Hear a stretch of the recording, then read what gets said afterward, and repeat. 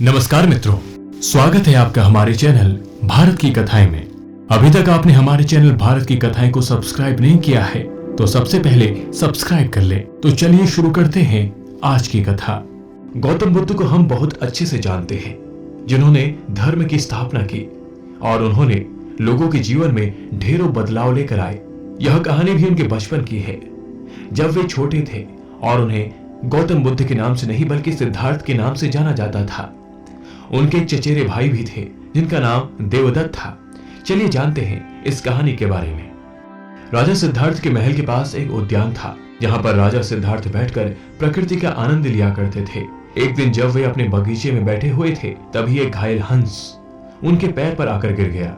उसके शरीर में एक तीर लगा हुआ था। उसे देखते ही प्रतीत हो रहा था किसी ने उसका शिकार किया है। हंस को तकलीफ में देखकर और उसे यूं फड़फड़ाता देखकर राजा सिद्धार्थ का दिल पिघल गया और उन्होंने उस हंस की सहायता करनी चाहिए। उन्होंने सबसे पहले उस हंस के शरीर से वह तीर निकाला और घायल जगह पर मलहम लगाकर उसकी पट्टी की।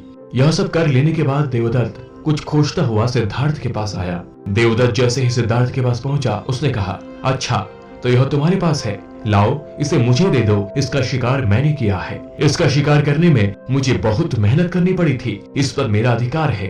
देवदत्त की यह बात सुनकर सिद्धार्थ ने उससे कहा, नहीं, यह हंस घायल था और मेरे पास आया। मैंने इसकी मदद की और इसकी जान बचाई, इसलिए इस पर अधिकार मेरा है। दोनों भाइयों के बीच उस हंस के अधिकार को लेकर बहस होने लगी। अब वे जानना चाहते थे कि उस हंस पर किसका अधिकार है।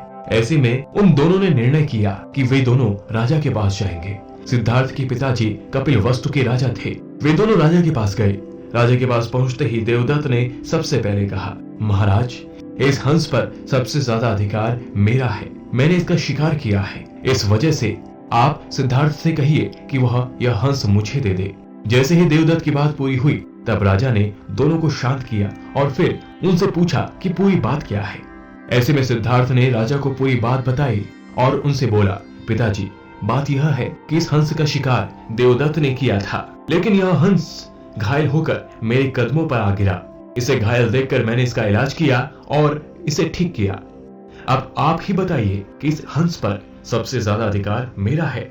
राजा ने इस मामले पर अच्छे से विचार किया। विचार कर लेने के बाद उन्होंने सभा में सबसे एक बड़ी बात कही और वह बात यह थी कि मारने वाले से ज्यादा बचाने वाले का अधिकार सबसे ज्यादा होता है। इसलिए इस हंस पर सबसे बड़ा अधिकार सिर्फ और सिर्फ सिद्धार्थ का है, क्योंकि उसने उस हंस को मारा नहीं बल्कि उसे घायल देखकर उसका इलाज किया और उसकी जान बचाई। राजा के ऐसा कह लेने के बाद देवदत्त को बात अच्छे से समझ आ गई। वह भी जान चुका था कि मारने वाले से ज्यादा बचाने वाले का अधिकार सबसे ज्यादा होता है। इस कहानी से हमें यह समझ में आता है कि मारने वाले से ज्यादा बचाने वाला बड़ा होता है और उसका अधिकार भी मारने वाले से ज्यादा होता है। इसलिए हमें भी दूसरों की मदद करनी चाहिए और परेशान लोगों की सहायता करनी चाहिए। ऐसा करने से हम अपने आसपास के समाज को अच्छा और बेहतर बनाते हैं। एक अच्छा समाज ही एक अच्छे देश की पहचान होती है। इसलिए आप भी आज से प्रण कीजिए, आप भी दूसरों की सहायता जरूर करेंगे। अभी तक आपने हमारे चैनल भारत की कथाएं को सब्सक्राइब नहीं किया है तो अभी सब्सक्राइब कर ले और चैनल को शेयर करना ना भूलें।